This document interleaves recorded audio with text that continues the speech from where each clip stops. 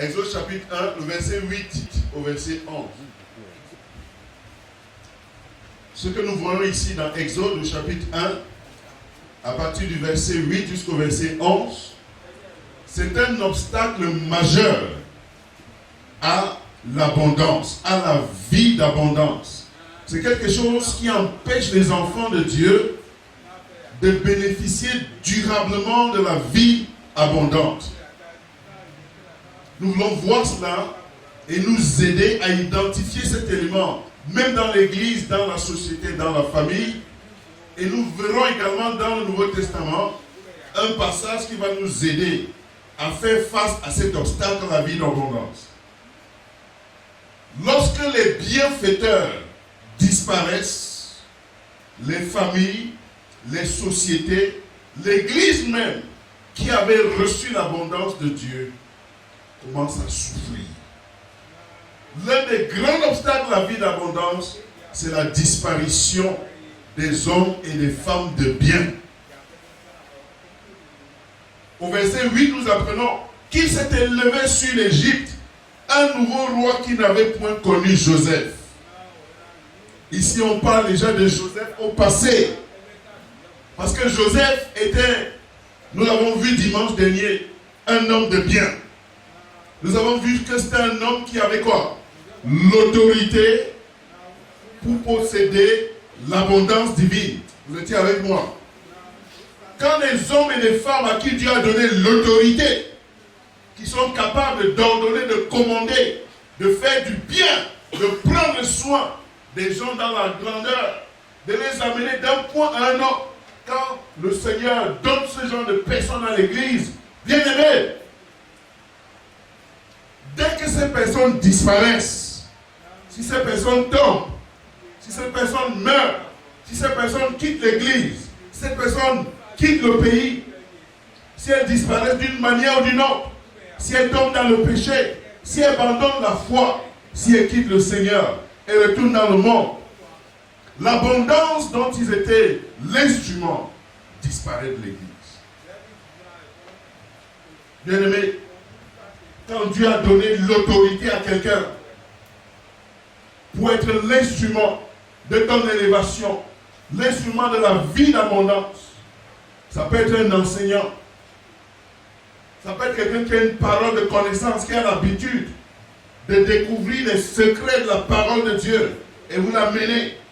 Ça peut être quelqu'un que le Seigneur utilise pour vous enseigner les secrets de la vie, les secrets de l'abondance.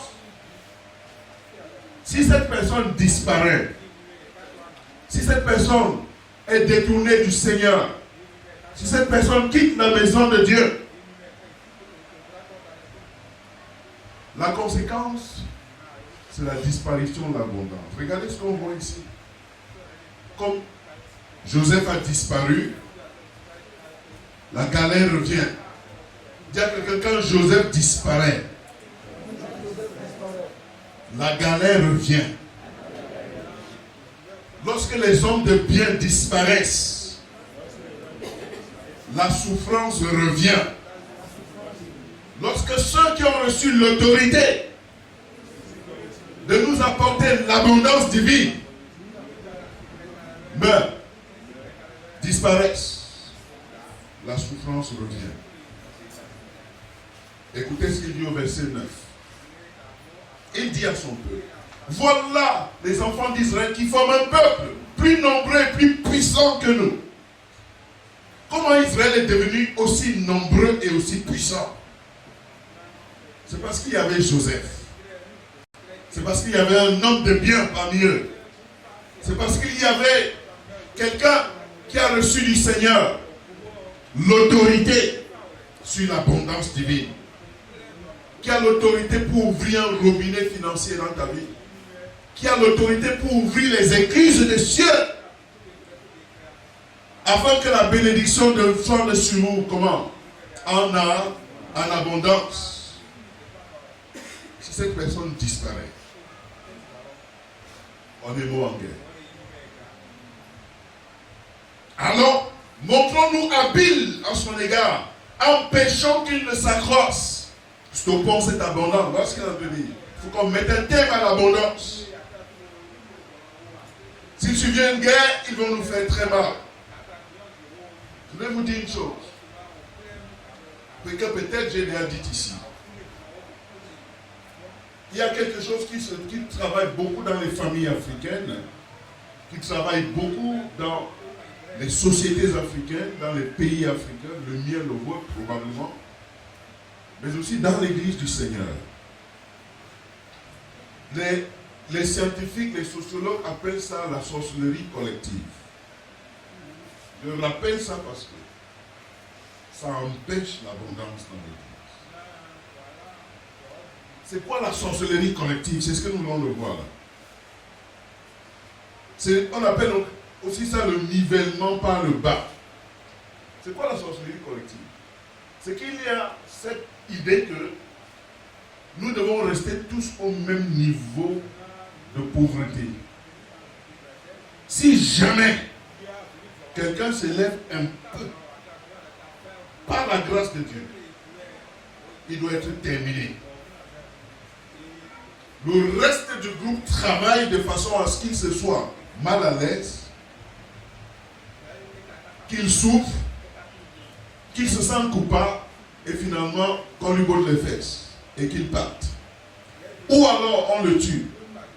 Ou alors on le tue d'une manière ou d'une autre, même pas par la sorcellerie, simplement par l'empoisonnement, par le rejet.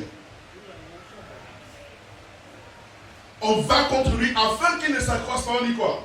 S'il va plus loin, il sera notre chef.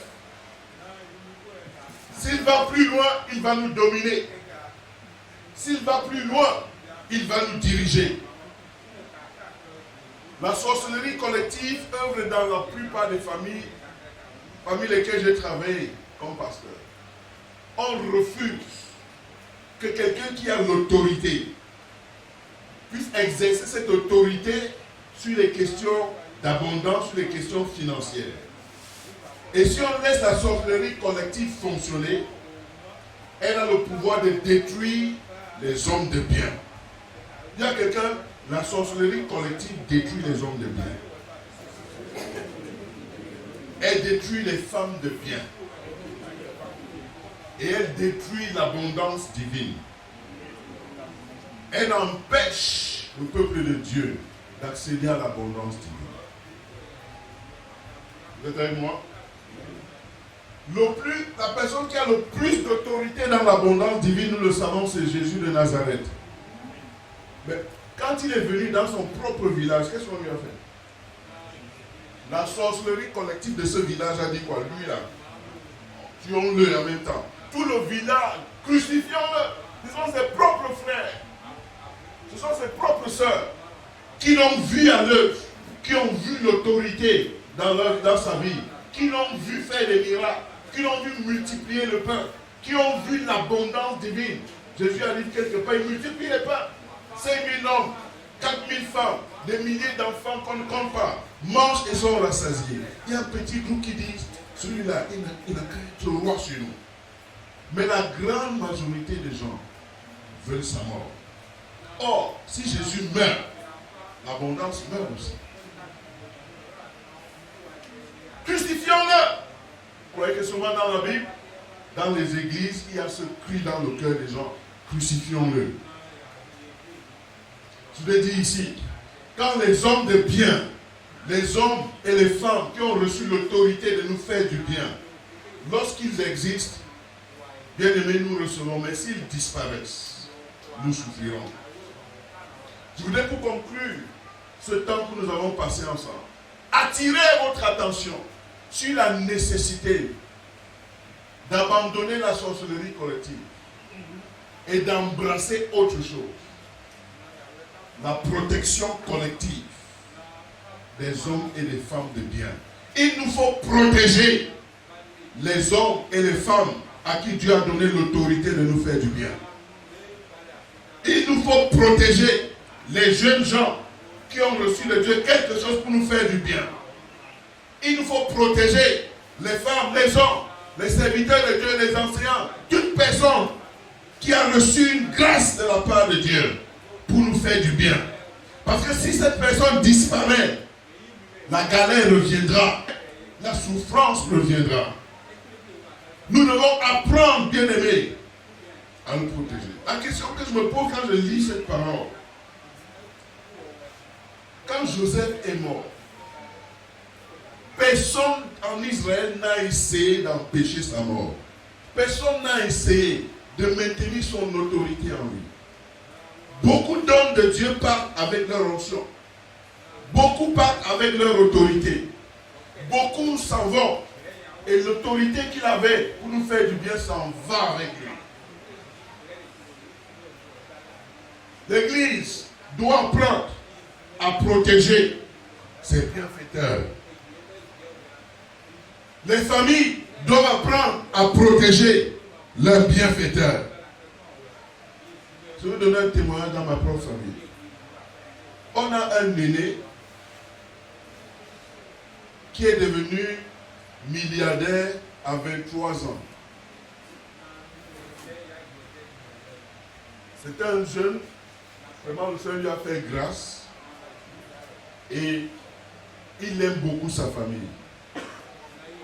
Et donc très tôt, la plupart des gens que je connais dans notre région sont allés à l'école grâce à lui, se sont mariés grâce à lui, ont travaillé grâce à lui. Les gens qui ont eu les bourses pour aller aux États-Unis, pour aller... Je connais des gens qui ont reçu les bourses des sociétés françaises.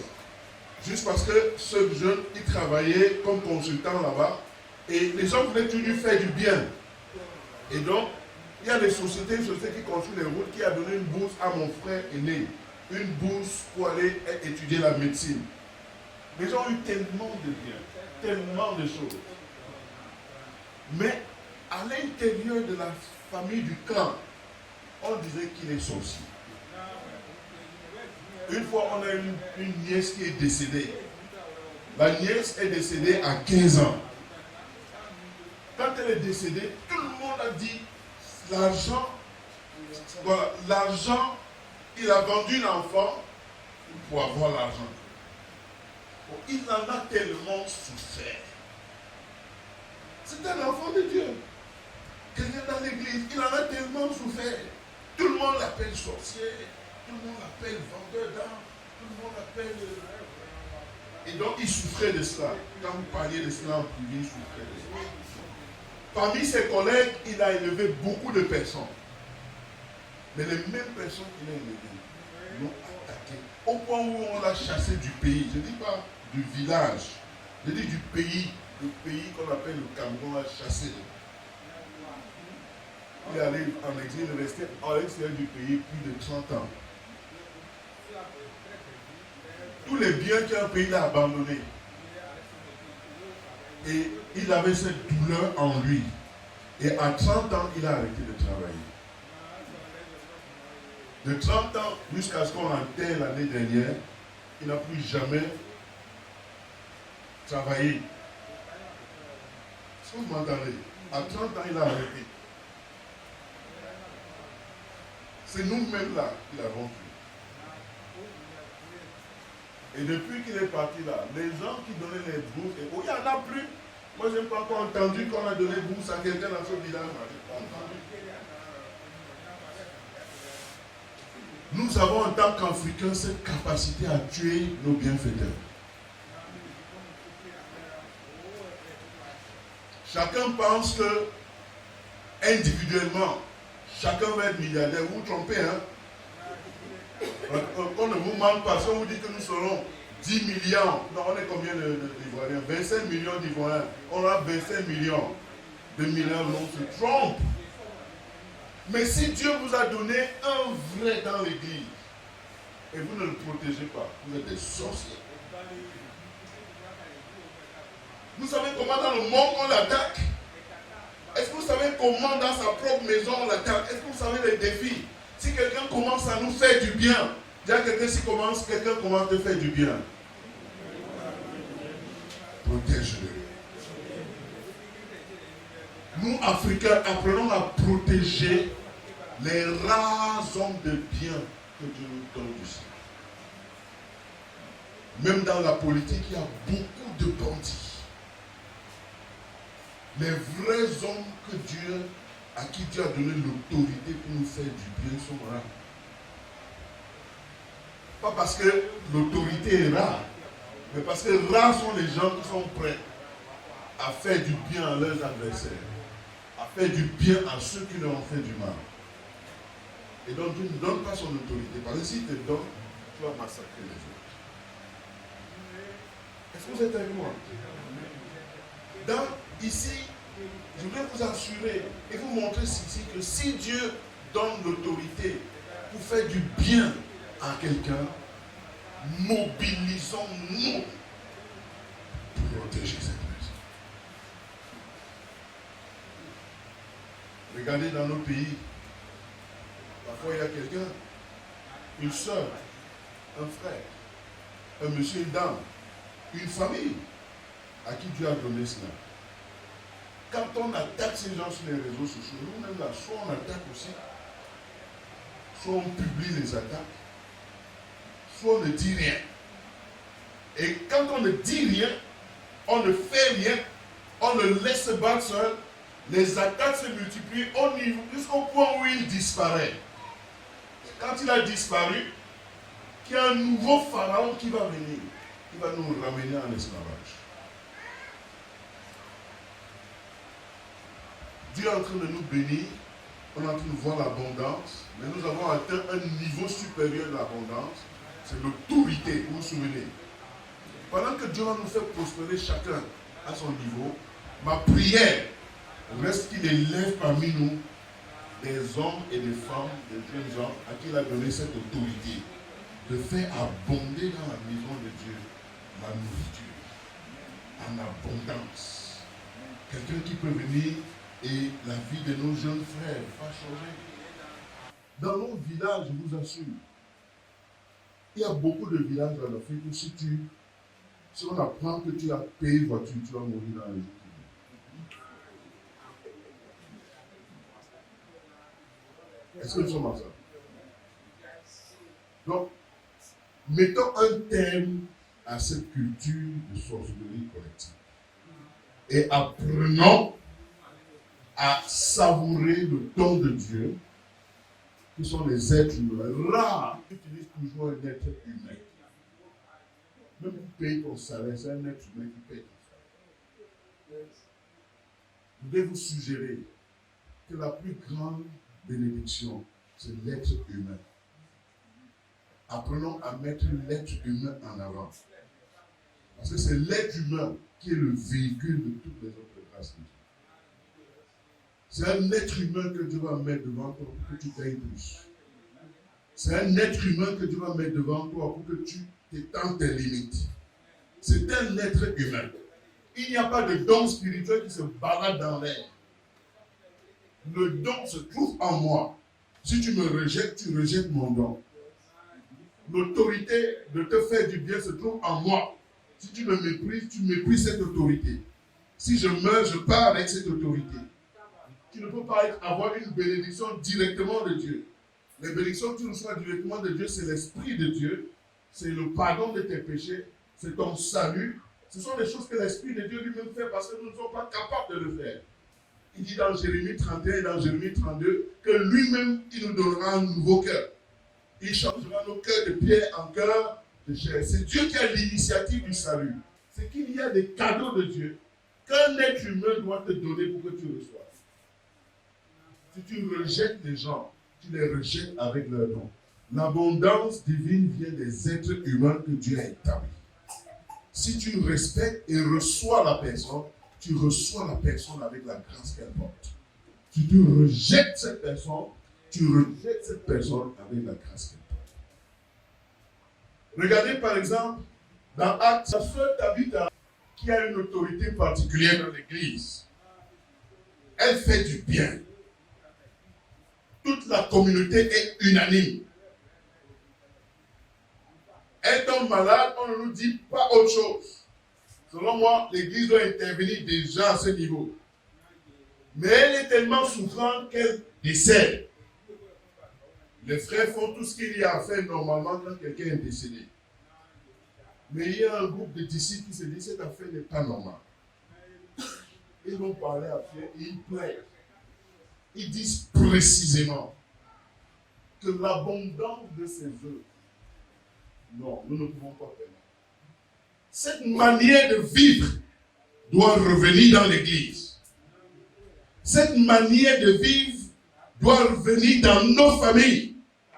Cette manière de vivre doit venir dans nos foyers. Cette manière de vivre doit revenir dans notre manière d'exister. Il y a des jeunes gens, des jeunes femmes, des personnes qui, au milieu de nous, sont des sources de vie abondante. Mais on les néglige. La personne est malade, on ne fait rien. La personne est traumatisée, on ne fait rien. La personne souffre dans son cœur, on ne fait rien. Le Seigneur nous aide à valoriser l'être humain. À voir l'être humain à l'image de Dieu et à sa ressemblance. Et de voir que dans cette vie abondante en Égypte, notre plus grand atout, ce sont nos frères et nos sœurs. Notre plus grand atout, ce sont les hommes et les femmes et nous autres.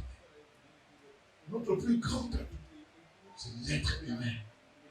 Parce que c'est l'être humain qui porte le don, c'est l'être humain qui porte l'intelligence, c'est l'être humain qui porte la créativité, c'est l'être humain qui porte l'autorité d'apporter l'abondance dans la maison. Si on les aime, on les enseigne, on les nourrit, on les embrasse. Si on renonce au nivellage par le bas, si on renonce à la sorcellerie collective africaine qui ne veut pas avoir une tête dépassée, à une jalousie maladive, qui ne veut pas voir une sœur dépasser la tête. Non, ce n'est pas possible. Les grâces de Dieu sont diverses et elles viennent toutes par nos frères et nos sœurs. Bien-aimés, protégeons les hommes et les femmes, les êtres humains, les familles que Dieu a donnés. À nous, en tant qu'individus, en tant que frères. Vous êtes avec moi? Protégeons-les. Si on sent que quelqu'un est en train de tomber, protégeons-les. Même si tu as un tonton qui te donne 5 000 francs, commence à prier pour lui. Même si tu as quelqu'un qui commence à te donner un peu de temps à prier. Même si tu es dans une maison, tu es servant. Avant ça, tu ne faisais rien. Commence à prier pour la maison, tu es servant. Prie toujours pour ton bienfaiteur. Protège toujours tes bienfaiteurs. Bien aimés, nous avons beaucoup de bienfaiteurs. Nous avons beaucoup de gens qui nous ont donné une chemise quand on n'avait rien. Il fallait protéger Joseph. Il fallait protéger Moïse. Il fallait protéger Paul. Et c'est ce que l'église des Philippiens a fait.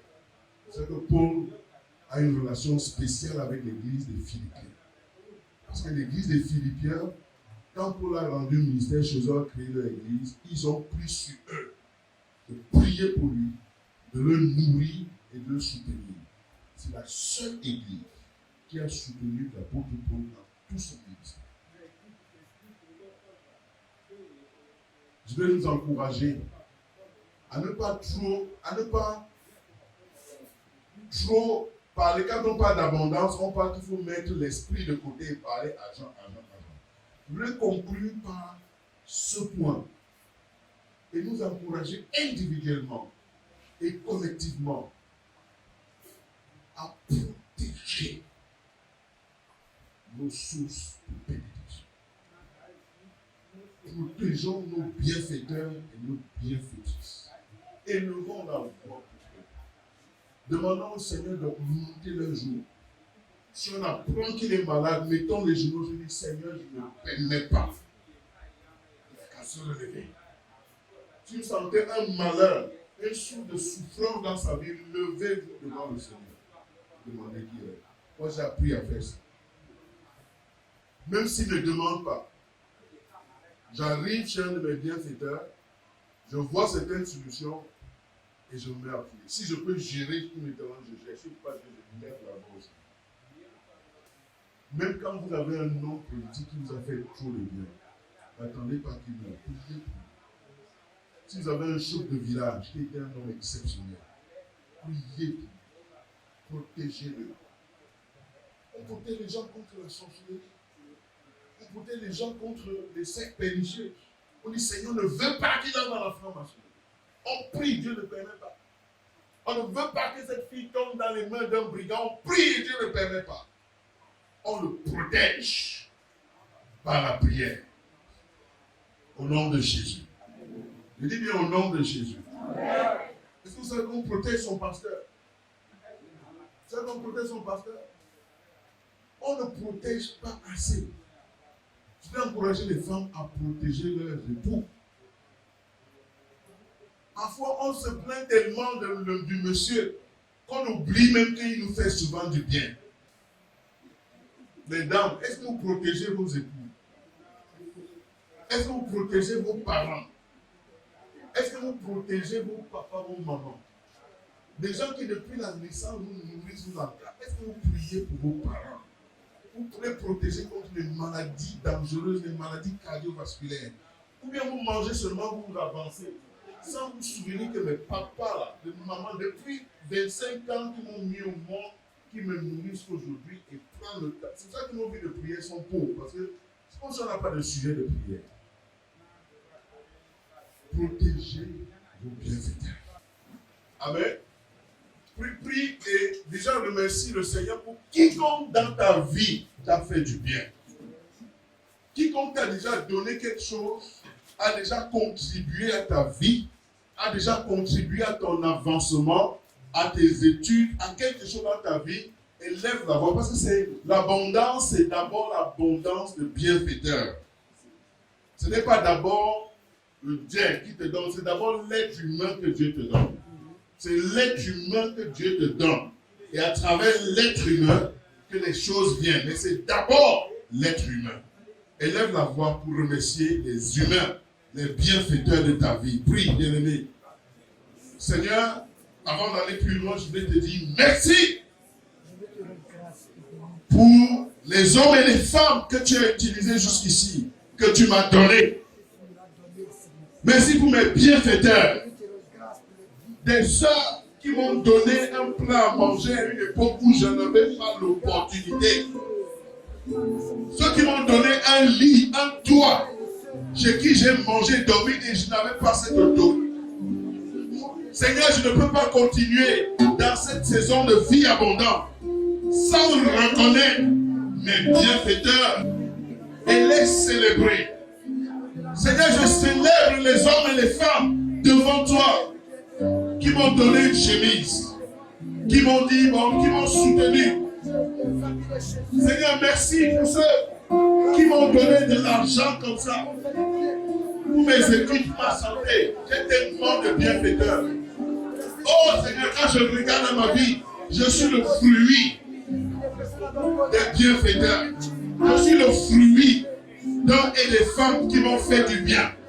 Je suis le fruit de la bienfaisance humaine. Pour protéger tes bienfaiteurs, il suffit premièrement de ne pas mal parler d'eux. Numéro 2, de ne pas te taire. De ne pas te taire quand ils sont frappés. De ne pas te cacher quand ils sont en difficulté.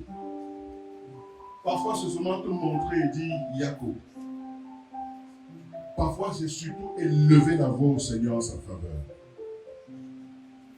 Élève la voix en sa faveur.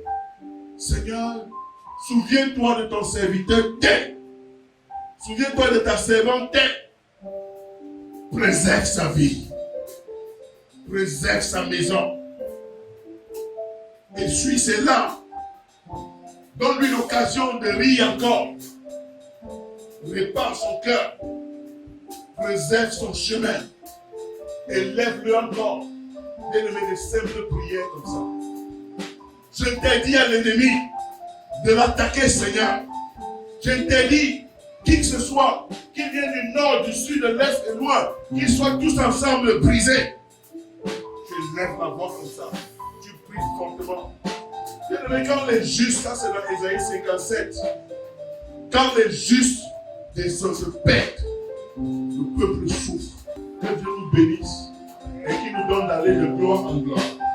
Qu'il nous donne d'aller d'abondance en abondance. Qu'il nous donne de savourer la vie que Dieu donne en abondance. Au nom de Jésus. Au nom de Jésus. Qu'il y ait abondance de bienfaiteurs dans ta vie. Et que le Seigneur fasse de toi, à partir de maintenant, un bienfaiteur pour l'Église et pour la société. Dis-toi, bien-aimé, que je suis parmi les bienfaiteurs de l'Église et de la société. Je suis parmi eux. Que ton regard soit de faire du bien aux autres avec ce que Dieu te donne. C'est ainsi que cette autorité va se manifester davantage dans ta vie. Au nom de Jésus, tu auras suffisamment pour toi-même, pour ta famille et pour d'autres encore. Que le Seigneur ne cesse de t'élever dans ce domaine. Qu'il ne cesse de t'élever dans ce domaine. Au nom de Jésus. Et pendant que le Seigneur t'élève ici, je prie qu'il te protège. Te protège des jaloux, des sorciers, de tout l'environnement familial qui ne veut pas voir d'autres émerger, qui t'enlève la peur, qui t'enlève la frousse, qui t'enlève l'égoïsme, qui te donne de saisir ceci spirituellement, et que tu saches que oui, l'Éternel t'a mis à part, pour comme Abraham, pour être une source d'abondance pour les autres. Que le Seigneur te bénisse, au nom de Jésus.